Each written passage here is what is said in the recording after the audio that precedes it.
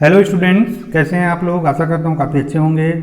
अभी हम लोग क्लास 9th में हिंदी से एक सैम्पल पेपर सॉल्व करेंगे। इसको मैंने माई CBSE गाइड से लिया है। तो सबसे पहले क्या है कि हम लोग सैम्पल पेपर क्यों सॉल्व करते हैं, क्योंकि सैम्पल पेपर सॉल्व करने से हमको आइडिया हो जाता है कि एग्जाम में किस पैटर्न में पूछा जाएगा। उसके हिसाब से हम लोग क्या कर सकते हैं, अपने माइंड को सेट कर सकते हैं। ठीक है, तो यहाँ पर भी CBSE का जो टर्म 1 एग्जाम होगा उसमें मैक्सिमम मार्क्स अपने को 40 मिलेंगे। ठीक है, और जो टाइम रहेगा वो 90 मिनट का रहेगा। और देखिए स्कूल के ऊपर डिपेंड करता है, क्योंकि क्लास 9 का जो सैम्पल पेपर है ना CBSE से नहीं आता, अलग अलग वेबसाइट में मिलेंगे आपको। ये अलग अलग टीचर लोग, अलग अलग स्कूल लोग निकालते हैं। तो इसमें क्या दिया हुआ है, देखिए 3 खंड होंगे, क, ख और ग। ठीक है, और इसमें प्रश्न पत्र में कुल 10 वस्तुपरक प्रश्न पूछे जाएंगे और सब में उप प्रश्न होंगे। ये बेसिकली CBSE के क्लास 10 के ऊपर बेस्ड है ये। और उसमें आपको जो निर्देश दिया जाएगा, जो डायरेक्शन दिया जाएगा, उसके हिसाब से प्रश्नों का आंसर आपको करना है। साथ ही साथ देखिए खंड ख में इसमें 20 प्रश्न पूछे जाएंगे और उसमें से 10 प्रश्नों को आपको हल करना है। इसी प्रकार से खंड ख में आपको 20 प्रश्न पूछे जाएंगे, इसमें 16 प्रश्न आपको हल करना है। और जो खंड ग है उसमें 14 प्रश्न हैं, उसमें सभी प्रश्नों को हल करना है। तो टोटल कितना हो गया, 14 दूनी 16, 30 और 10 40। तो टोटल 40 क्वेश्चन आपको सॉल्व करना है और मार्क्स से कितना मिलेगा, 40। ठीक है, अब चलिए सबसे पहले देखिए इसमें अपठित गद्यांश है ना, जिसको इसमें खंड का पठित बोध के नाम से बोला गया है। इसमें से 1 से 5 क्वेश्चन है। खंड का जो है ना पठित गद्यांश के ऊपर आधारित है, जिसको इसमें पठित बोध बोला गया है। इसमें 1 से 5 प्रश्न होंगे जो इस टेक्स्ट जो हम अभी पढ़ेंगे और समझेंगे उसके ऊपर बेस्ड है। तो इसको ध्यान से पढ़ना है और समझना है। तो चलिए अच्छे से पढ़ते हैं कि भारत एक बड़ा देश है। सही में भारत एक बड़ा देश है, बहुसांस्कृतिक, बहुजातीय, बहुभाषीय लोगों का देश। हर हिस्से के अलग रीति रिवाज, पोशाक की विभिन्नताएँ आज ही मौजूद हैं, लेकिन देश के किसी भी हिस्से में चले जाइए, सारी भिन्नताओं के बीच एक समानता जरूर है, वो है सोने को लेकर गजब का प्यार। तो देखिए पहले में क्या बताया है कि भारत एक बड़ा देश है। इसमें अलग अलग धर्म के लोग, अलग अलग जाति के लोग, अलग अलग भाषा के लोग, अलग अलग संस्कृति के लोग, जिनके वेशभूषा, रीति रिवाज, पोशाक वगैरह अलग अलग हैं, ये लोग रहते हैं। लेकिन वहाँ पे आपको चीज़ एक समानता आपको पूरे भारत के चहु और कहीं पे भी जाएंगे तो मिलेगा, वो है सोने को लेकर गजब का प्यार। सौभाग्य का प्रतीक है सोना। सोना को सौभाग्य का प्रतीक माना जाता है। हमारी परंपराओं, मान्यताओं, रीति रिवाजों, त्योहारों और संस्कारों में जुड़ा हुआ। और ये सभी प्रकार की परंपराएं जो हैं, चाहे वो किसी भी धर्म से हो, जाति से हो, मान्यताएं जो हैं, रीति रिवाज हैं, त्यौहार हैं, जो संस्कार हैं, उसमें सोना जो है बिल्कुल जुड़ा हुआ है। युगों युगों से ये हमें सम्मोहित करता रहा है। गजब की कशिश है इसकी चमक में, न जाने क्या जादू है इसमें। ये शुद्ध है, कालजयी, अजर और अमर है। तो देखिए इसमें सोने की विशेषता को बता रहा है और लोगों का सोने के प्रति जो लगातार प्रेम बना हुआ है युगों युगों से, वो हम लोग को सम्मोहित कर रहा है। इसकी चमक ने लोगों को विस्मोहित करके रखा हुआ है और इसके जादू ने, पता नहीं क्या जादू है इसने, कि लोगों को हमेशा अपने बस में करके रखता है। क्योंकि यही एक शुद्ध है। समय के साथ इसकी शुद्धता या इसकी चाहत कभी ख़त्म नहीं होती। इसलिए ये अजर है, न तो जन्मा हुआ है और न ये मरेगा। हिंदुओं की मान्यता है कि सोना भगवान सूर्य का अंश है, उनकी असुरधारा से निकला हुआ, इसलिए उन्हीं के समान तेजवान और तीव्र बोध से भरपूर है। अब हिंदू मान्यताओं के अनुसार सोने को भगवान सूर्य का अंग माना गया है और उनकी आँख के आंसू से निकला हुआ है। ऐसा माना जाता है कि उन्हीं के समान ये काफ़ी तेज है और इसमें एक रोशनी भरी हुई है। वैसे सोना न जाने कितनी पीढ़ियों से विरासत की भूमिका निभाता आ रहा है। सोना क्या है ना, पीढ़ी दर पीढ़ी एक परिवार में ऊपर पीढ़ी से नीचे पीढ़ी में चलते जाता है, इसीलिए विरासत के रूप में भी इसको देखा जाता है। माँ से बेटी और फिर इस तरह आगे की पीढ़ियों तक। माँ अपनी बेटी को सोना देती है, फिर बेटी अपनी बेटी को या आगे की पीढ़ियों को देती है। यह महज एक धातु नहीं बल्कि जीवन का एक हिस्सा है। सचमुच एक जीवंत चीज़ है, इसको आप धातु या निर्जीव चीज़ नहीं बोल सकते। सुख दुख का साथी है। दुख में सोना हमेशा काम आता है। सोने के द्वारा, सोने को बेच के गिरवी रख के हम अपने संसाधन जुटा सकते हैं, अपने समस्या को टाल सकते हैं। हमेशा संबल और आत्मविश्वास देने वाला सोना का होना ही व्यक्ति को ताकत दे देता है, आत्मविश्वास दे देता है। ये राजाओं का भी प्यार रहा और अंकों का भी, तथा आध्यात्मिकता से भरपूर महात्माओं का भी। इससे सबका लगाव है ना, गरीब का भी, अमीर का भी, राजा का भी, सन्यासी का भी। भांति भांति के व्याधि ग्रसित मनुष्य जन्म से यदि कोई सच्चा सुख संसार में है तो सोने में है। तो देखिए क्या होता है, नाना कितने प्रकार के समस्याएं जो है मानव जीवन में हैं, लेकिन कोई सुख अगर दे सकता है तो सोना ही दे सकता है। किंतु वह सुख तभी मिलता है जब सोने का ठीक ठीक बर्ताव किया जाए। इस सोने को आप चाहे जिस अर्थ में लें, निंद्रा या धन। ठीक है ना। अब सोने का देखिए 2 मतलब यहाँ पे लेखक जो है बता रहे हैं। एक तो सोना सोना होता है जिसको नींद बोलते हैं, या धन है ना, जो सोना हम सोने के रूप में जानते हैं। बात वही है, फ़र्क सिर्फ इतना ही है कि रात को सोना मन को मनमाना मिल जा सकता है और धातु वाला सोना सबके पास उसके अंदाजे से नहीं आता। बिल्कुल एक सोना जो है ना, रात को जो सोते हैं वो तो हमारे कंट्रोल में है कि जितना चाहे सो लें, लेकिन जो धातु वाला सोना है ना वो हमारे कंट्रोल में नहीं है। दूसरे इतने परिश्रम से मिलता है कि दांतों पसीना आ जाता है। है ना। तो दूसरा जो है ना, काफ़ी मेहनत करने पे अपने को मिलता है, एक एक करके पाई पाई जोड़ते हैं तब इतना पैसा होता है कि हम लोग सोना खरीद पाते हैं। हम अपने विचारशील पढ़ने वालों से पूछते हैं कि सोने के दो अर्थों में आप किसे अच्छा समझते हैं। अब देखिए यहाँ पे लेखक प्रश्न कर रहे हैं कि आप किसको अच्छा समझते हैं, क्योंकि साहब रात वाला सोना तो अच्छा है ना, सही बात है, यह तो रात वाला सोना सबके पास मौजूद है, इसलिए कि यह कंगाल या धनी सबको एक सा मयस्सर है। अब चलिए इसके प्रश्नों को हल करते हैं। तो प्रश्न क्रमांक 1 है कि गद्यांश के अनुसार देश में विभिन्नताओं होते हुए कौन सी समानता है। तो हमने भी समझा कि देश में विभिन्नताओं होते हुए सोने को लेकर गजब का प्यार है, तो इसका ऑप्शन बी हो जाएगा। अब क्वेश्चन नंबर 2 देखते हैं कि गद्यांश में सोने को किसका प्रतीक बताया गया है। तो सोने को यहाँ पे सौभाग्य का प्रतीक बताया गया है, हमने भी समझा है। और अब प्रश्न क्रमांक 3 देखते हैं कि गद्यांश के अनुसार सोना क्या है। तो गद्यांश के अनुसार सोना जो है शुद्ध है, अजर अमर है और कालजयी है। ये तीनों जो है ना हमने भी समझा है कि सोना ऐसा है, तो इसका ऑप्शन क्या हो जाएगा, ऑप्शन ए सभी हो जाएगा। ठीक है।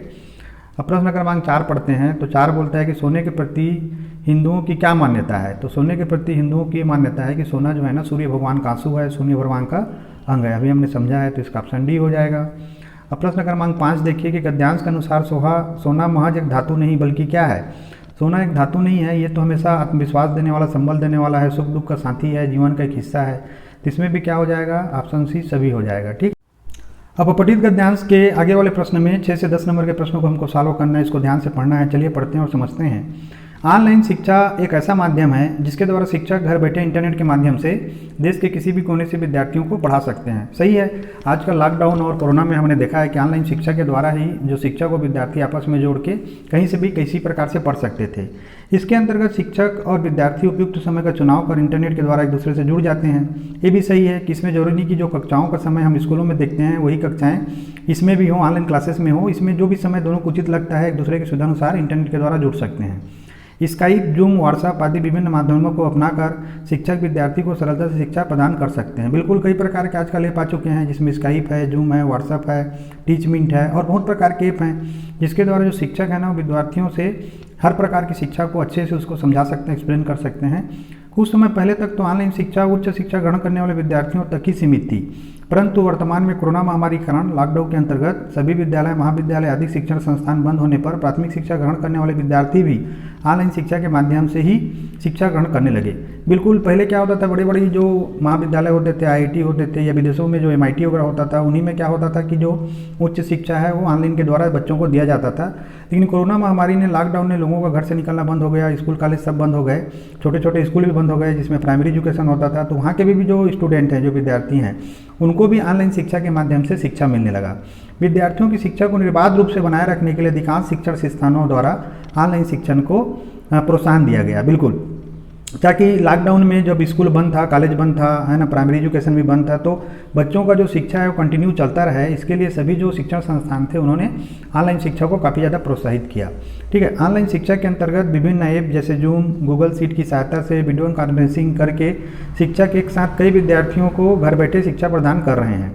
बिल्कुल सही है। आजकल ऑनलाइन शिक्षा के द्वारा क्या हो रहा है कि जूम है, गूगल शीट है ना, इनके द्वारा वीडियो कॉन्फ्रेंसिंग के द्वारा शिक्षक जो है ना एक साथ पूरे के पूरे देश भर के विद्यार्थियों को पढ़ा ले रहे हैं।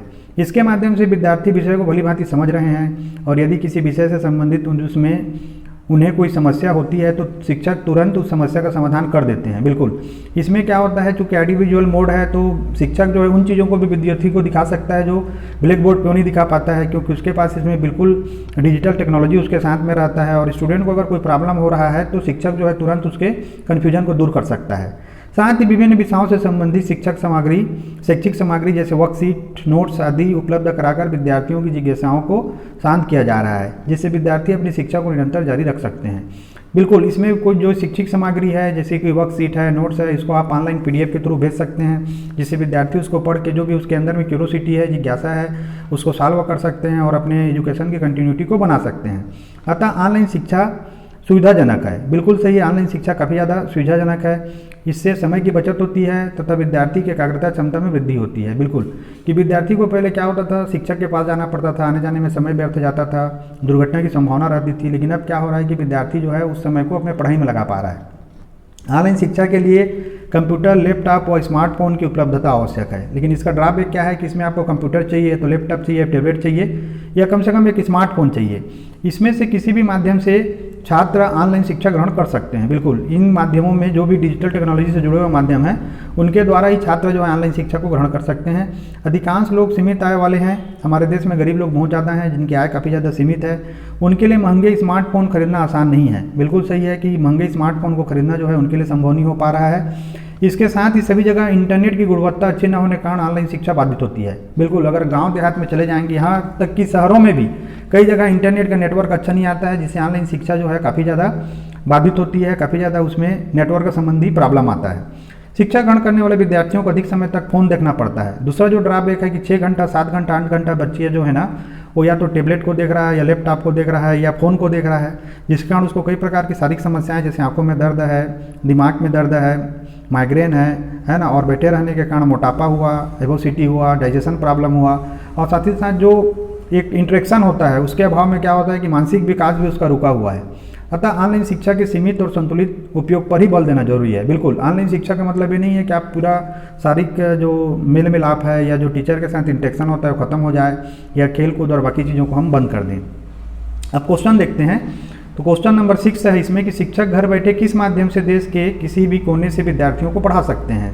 तभी हमने समझा कि ऑनलाइन शिक्षा के माध्यम से शिक्षक घर में बैठ के देश के किसी भी कोने में है ना विद्यार्थियों को पढ़ा सकते हैं। तो इसका आंसर बी हो जाएगा, ऑनलाइन शिक्षा के माध्यम से। अब प्रश्न क्रमांक 7 देखते हैं कि ऑनलाइन शिक्षा में किसके द्वारा शिक्षक और विद्यार्थी परस्पर जुड़े हुए हैं।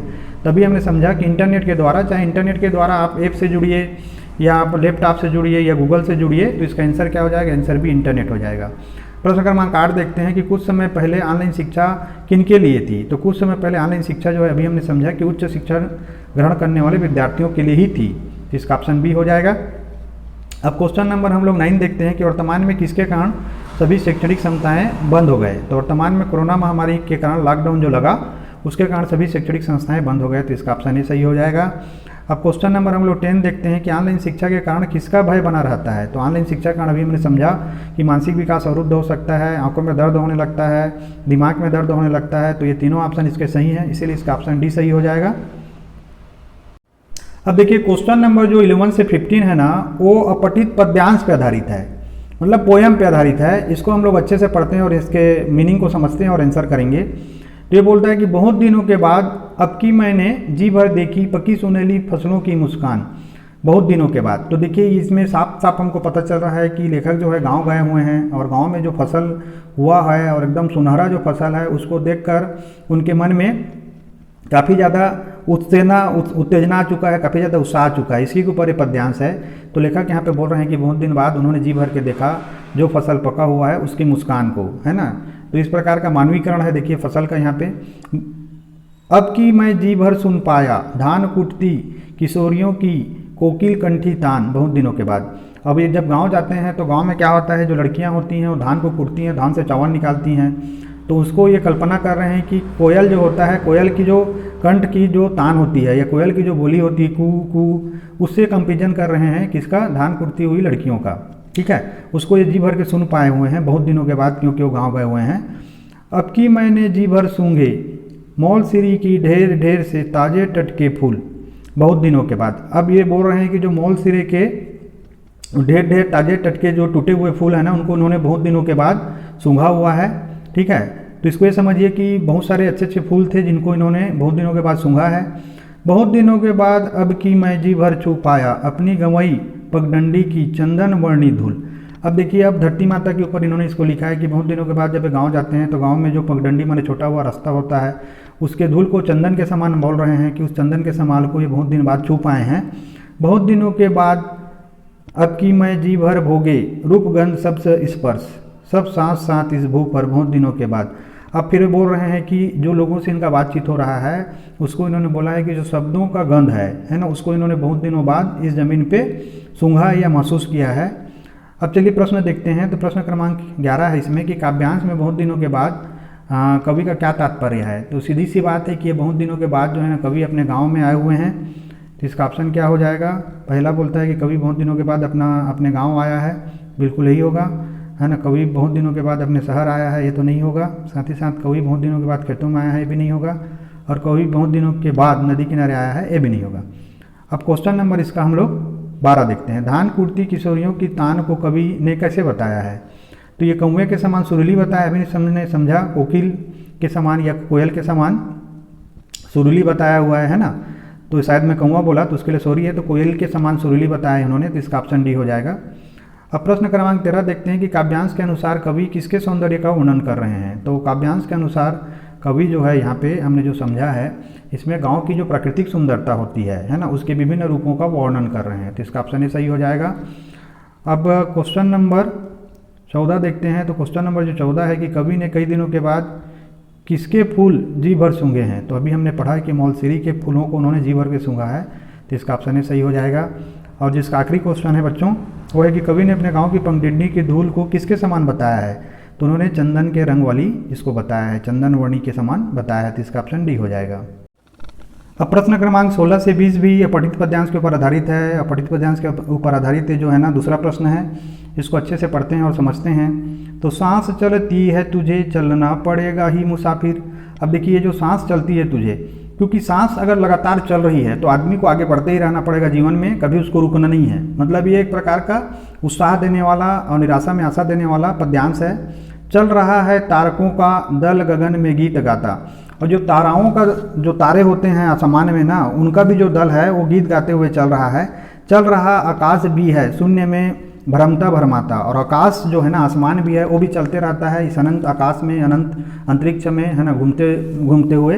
पाँव के नीचे पड़ी अचला नहीं या चंचला है, और ज़मीन के नीचे में जो धरती है ना ये भी स्थिर नहीं है, ये भी गोल गोल घूम रही है।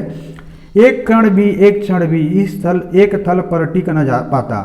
तो एक क्षण भी माने कोई भी क्षण, कोई भी समय का छोटा सा टुकड़ा और कोई भी कण, कोई भी पदार्थ का छोटा छोटा टुकड़ा इस जमीन पे वो टिक नहीं पाता है। शक्तियों की गति तुझे सब और घिरे हुए हैं, क्योंकि सारी चीज़ें एक दूसरे के ताकत में, एक दूसरे के संतुलन में स्थिर हैं।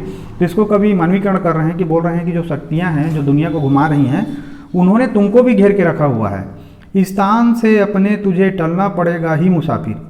तो किसी को भी यहाँ पे स्थिर रहने का अधिकार नहीं है, किसी को भी ठहरने का अधिकार नहीं है, अपनी जगह से टलना पड़ेगा, मतलब जीवन में आगे बढ़ना ही पड़ेगा, चाहे कितनी भी बाधाएं आ जाएं, कितनी भी निराशा आ जाए। इसको कभी यहाँ पे बोल रहे हैं सांस चलती है तुझे चलना पड़ेगा ही मुसाफिर। क्योंकि सांस तुम्हारी चल रही है, तुम अभी जीवित हो, तुमको तो निराशा में नहीं रहना है, तुमको चलते ही रहना है। थे जहाँ पर गर्द पैरों को जमाना ही पड़ा था, पत्थरों से पाँव के छाले छिलाना ही पड़ा था। और चाहे हम लोग चल रहे हैं तो रास्ते में बहुत सारे धूल हों, गर्त माने धूल हो या कीचड़ हो, तो वहाँ पे तो पैर अपने को रखना ही पड़ेगा। ऐसा नहीं कि रास्ता खराब है या धूल और कीचड़ है तो हम रुक जाएं। और पत्थरों पे अगर नीचे पे पाँव के नीचे में पत्थर आ जाता है, उसमें पाँव पे छिलाना जाता है, तो उसको तुमको छिलाना ही पड़ेगा। घास मलमल मखमल सी जहाँ थी मन कया था लोट सहसा। और जीवन में क्या होता है, कई बार सुख जब रहता है ना, तो इसी को यहाँ पे कवि ने कल्पना किया है कि घास अगर मखमल के समान है ना, काफ़ी नरम है, मुनाजुक है, मुलायम है, तो मन तो वहाँ पे लौट जाता है, मन वहाँ पे स्थिर हो जाता है। थी घनी छाया जहाँ पर तन जुड़ना ही पड़ा था, और जहाँ पे मनुष्य को काफ़ी ज़्यादा आराम मिलता है, संतुष्टि मिलती है, वहाँ पे तो तन उसका जुड़ ही रहता है। पग परीक्षा पग प्रलोभन जोर कमजोरी भरा तू। लेकिन यहाँ पे जीवन में हर पग पे परीक्षा है, हर पग पे लालच है, और हम कमजोरियों से भरे हुए हैं, ठीक है ना। तो इस तरह डटना उधर ढलना पड़ेगा ही मुसाफिर। लेकिन जब भी कोई समस्या आता है तो हमको डटना पड़ेगा और उसके हिसाब से खुद को ढालना पड़ेगा, ऐसा कवि बोल रहे हैं। अब प्रश्न क्रमांक 16 देखते हैं कि कवि के अनुसार अचला कौन है।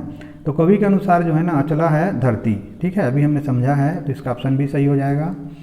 अब क्वेश्चन नंबर हम लोग अगला देखते हैं इसका, जो कि है 17 नंबर। शून्य में भ्रमता भरमाता कौन चल रहा है? तो आकाश, अभी हमने समझा कि शून्य में भ्रमता भरमाता जो है आकाश चल रहा है, तो इसका ऑप्शन डी हो जाएगा। अब प्रश्न क्रमांक 18 देखते हैं कि काव्यांश के अनुसार अपने स्थान से किसे चलना ही पड़ेगा। तो काव्यांश के अनुसार अपने स्थान से मुसाफिर को चलना ही पड़ेगा, हमने भी समझा है, तो इसका ऑप्शन डी हो जाएगा। अब प्रश्न क्रमांक 19 देखते हैं कि काव्यांश में निहित केंद्रीय भाव क्या है।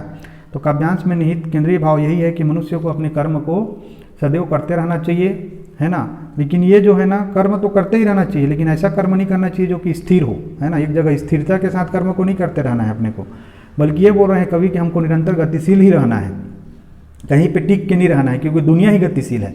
तो क्या हो जाएगा, इसका ऑप्शन बी हो जाएगा कि मनुष्य को निरंतर गतिशील रहना चाहिए, ठीक है। इसके बारे में कवि यहाँ पे बता रहे हैं। अब घास मखमल सी जहाँ थी, देखिए घास की तुलना उन्होंने मखमल की किया है, तो ये क्या होगा, उपमा अलंकार। जब एक चीज़ की तुलना हम दूसरे से करते हैं तो उपमा अलंकार होता है, तो इसका ऑप्शन बी हो जाएगा। अब खंडखा जो है ना वो व्याकरण है, उपसर्ग और प्रत्यय पे आधारित है। तो उपसर्ग क्या होता है, किसी शब्द के आगे में लगता है, प्रत्यय पीछे में लगता है। तो देखिए यहाँ पे प्रत्यय के ऊपर पहला प्रश्न है कि प्रत्यय की दृष्टि से संगत विकल्प चुनिए, गलत कौन सा है बोल रहा है।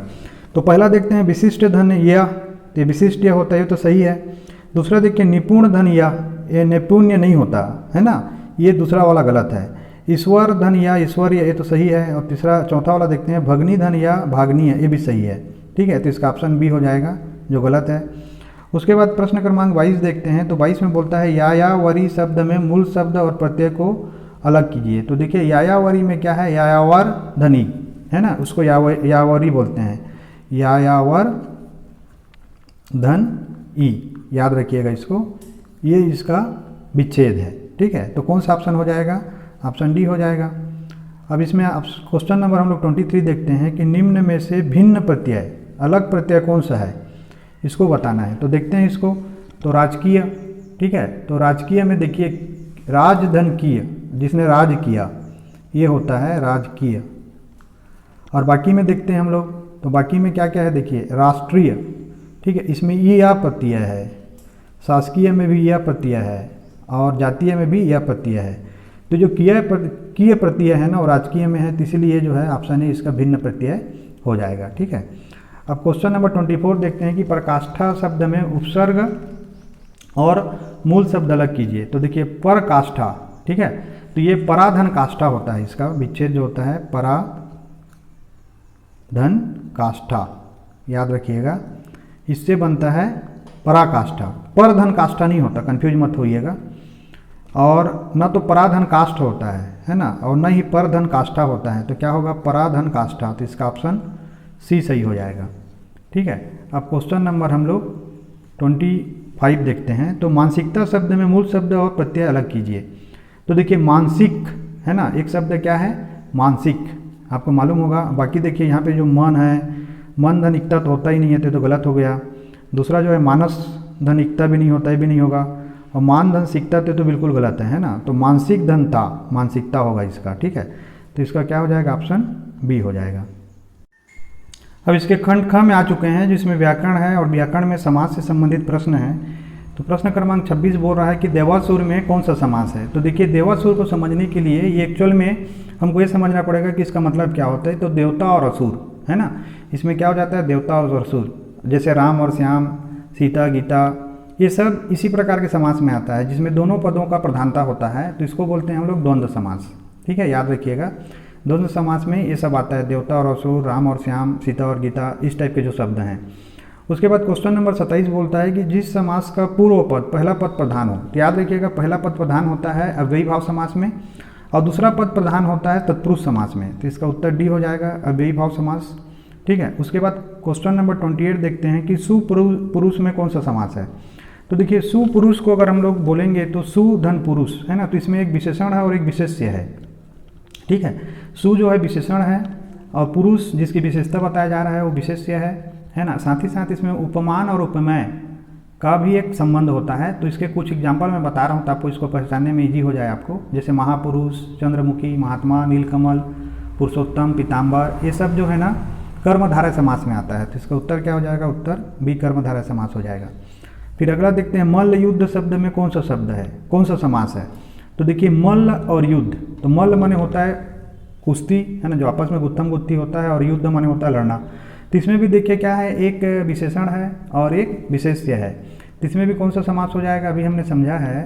तो इसमें भी समास हो जाएगा कर्मधारय समास। तो इसका ऑप्शन डी हो जाएगा। प्रश्न क्रमांक 30 देखिए कि प्रधानमंत्री में कौन सा समास है। तो प्रधानमंत्री में देखिए ये क्या बोल रहा है, ये बहुब्रीय समास होगा, क्योंकि मंत्रियों में जो प्रधान हो वही प्रधानमंत्री कहलाता है। तो बहुब्रीय समास क्यों होगा, क्योंकि बहुब्रीय समास का जो परिभाषा है बोलता है कि जिस पद में कोई भी प्रधान नहीं होता, इसमें कोई भी पद प्रधान नहीं है ना, बल्कि ये दोनों पद मिला के एक तीसरे चीज़ की ओर संकेत करते हैं। तो इसमें प्रधानमंत्री का मतलब होता है एक तीसरा चीज़, माने जो मंत्रियों में सबसे प्रधान हो या एक प्रकार का चीफ एग्जीक्यूटिव ऑफिसर हो। तो इसीलिए प्रधानमंत्री में क्या हो जाएगा, बहुब्रीय समास हो जाएगा, ऑप्शन डी। अब इसमें खंड ख पे आ चुके हैं, जो कि व्याकरण अर्थ की दृष्टि से वाक्य भेद के ऊपर आश्रित है। ये प्रश्न जो है कि अर्थ के आधार पे वो जो वाक्य भेद होता है ना, तो चलिए इसके प्रश्नों को समझते हैं।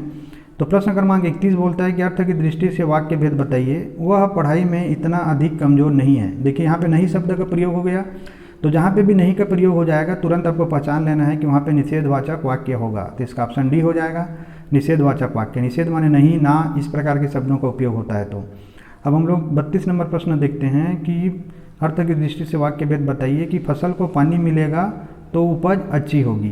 ठीक है, तो इसमें क्या संकेत दिया जा रहा है, क्या संकेत दिया जा रहा है कि अच्छा पानी मिलने पे अच्छा उपज होता है। तो इसका डी हो जाएगा, संकेतवाचक वाक्य। ठीक है, उसके बाद प्रश्न क्रमांक 33 देखते हैं कि अर्थ की दृष्टि से वाक्य भेद बताइए कि इस प्रस्ताव के विरोधाभास में कोई नहीं है। फिर देखिए यहाँ पे नहीं आ गया, तो जहाँ पे भी मैंने बताया है नहीं होगा वहाँ पे क्या हो जाएगा, निषेधवाचक वाक्य हो जाएगा। तो इसका ऑप्शन ही सही हो जाएगा।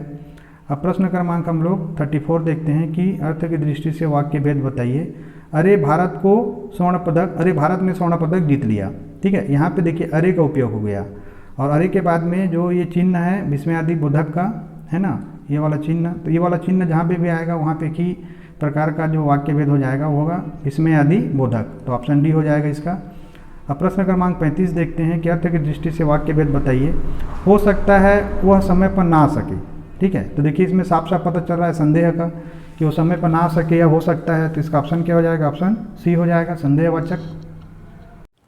अब खंड ख में आ चुके हैं जो कि व्याकरण में अलंकार के ऊपर है। तो प्रश्न क्रमांक 36 देखते हैं। तो निम्नलिखित पंक्ति में अलंकार बताइए। खंड खंड करताल बजा रही विशुद्ध हवा। तो देखिए यहाँ पे जो है ना हवा को मानवीकृत कर दिया गया है कि हवा जो है खंड खंड करके करताल कर रहा है ना। तो इसलिए इसमें कौन सा अलंकार हो जाएगा, ये अलंकार होगा मानवीकरण अलंकार। ठीक है, जहाँ पे भी किसी चीज़ को मानव के किसी गुण से कंपेरिजन किया जाता है या जोड़ा जाता है तो वहाँ पे मानवीकरण अलंकार होता है। उसके बाद प्रश्न क्रमांक 37 देखते हैं। तो 37 है कि निम्नलिखित पंक्ति में अलंकार बताइए।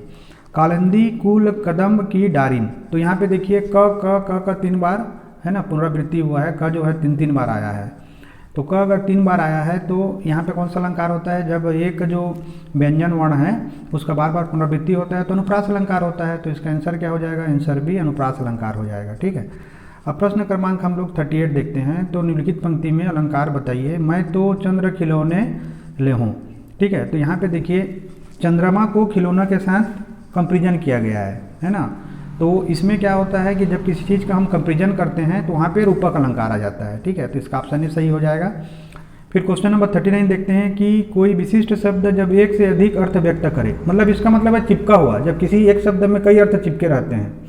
ठीक है, जैसे रहीमन पानी राखिए बिन पानी सब सुन, पानी गया न उबरे मोती मानुष चुन, जिसमें पानी के कई अर्थ हैं तो उसमें क्या अलंकार हो जाता है, श्लेष अलंकार हो जाता है। श्लेष माने होता है चिपका हुआ, याद रखिएगा। तो इसका ऑप्शन ए हो जाएगा।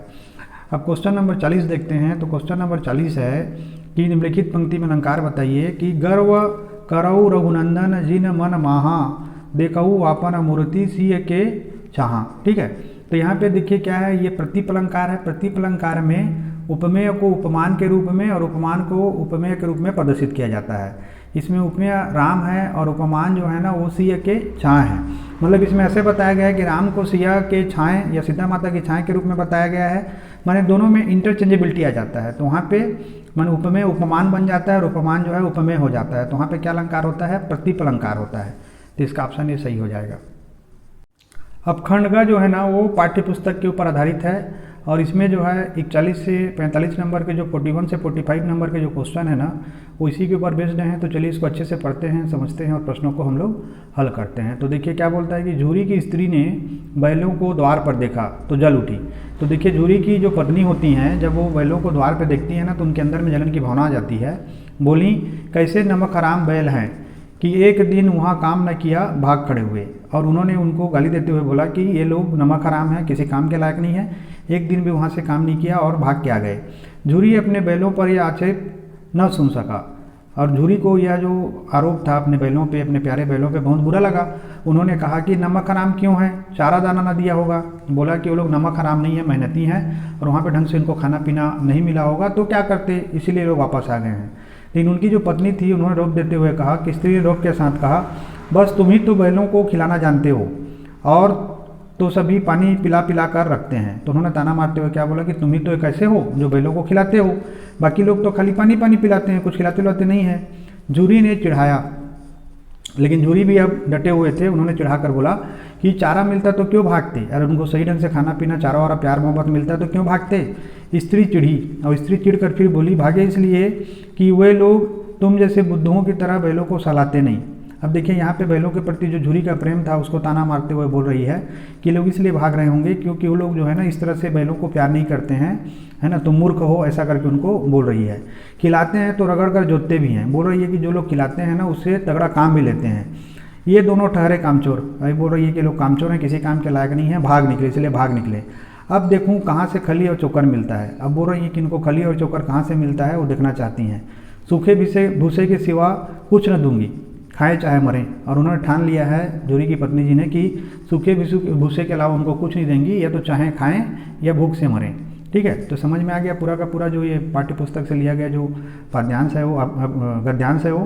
तो इसमें 41 नंबर क्वेश्चन है कि झूरी की पत्नी ने बैलों के विषय में क्या कहा। तो झूरी की पत्नी ने बैलों के विषय में ये कहा कि ये लोग नमकाराम हैं, है ना, और एक दिन भी काम नहीं किया और ये लोग भाग आए। ठीक है, इन्होंने बोला, हमने भी सुना है। तो इसका ऑप्शन क्या हो जाएगा, ऑप्शन बी हो जाएगा कि दोनों बैल नमक हराम है, एक दिन भी काम नहीं किया और भाग आए। अब प्रश्न क्रमांक 42 देखते हैं। तो 42 है कि झूरी ने अपने बैलों का पक्ष क्यों लिया। तो इसका ऑप्शन ये है कि झूरी अपने बैलों से बहुत प्रेम करता था। सही बात है, झूरी को अपने प्यारे बैलों से बहुत लगाव था। झूरी को विश्वास था कि बैल नमक हराम नहीं है, मेहनती हैं, उनको दाना पानी चारा नहीं मिला होगा। और झूरी को अपने बैलों के मेहनती स्वभाव को जानता था क्योंकि उनसे वो काम करवाता था। तो इसका ऑप्शन सी हो जाएगा। ये सभी चीज़ जो है ना था, इसीलिए झूरी ने बैलों का पक्ष लिया। प्रश्न क्रमांक 43 है कि झूरी की पत्नी झूरी की बात से क्यों चिढ़ गई। क्योंकि झूरी एक बार क्या बोल दिया था, हमने पाठ्य पुस्तक में पढ़ा है कि उसका भाई जो है ना बैलों को चारा नहीं देता है, ऐसा वो बोला था। तो इसी कारण से ना झूरी की पत्नी को जो बैल काफ़ी बुरे लगने लगे और झूरी का व्यवहार भी काफ़ी ज़्यादा बुरा लगने लगा। तो इसका ऑप्शन ए हो जाएगा क्योंकि झूरी ने उसके भाई पर बैलों को चारा न देने के बारे में बात किया था। तो इसका ऑप्शन ए हो गया।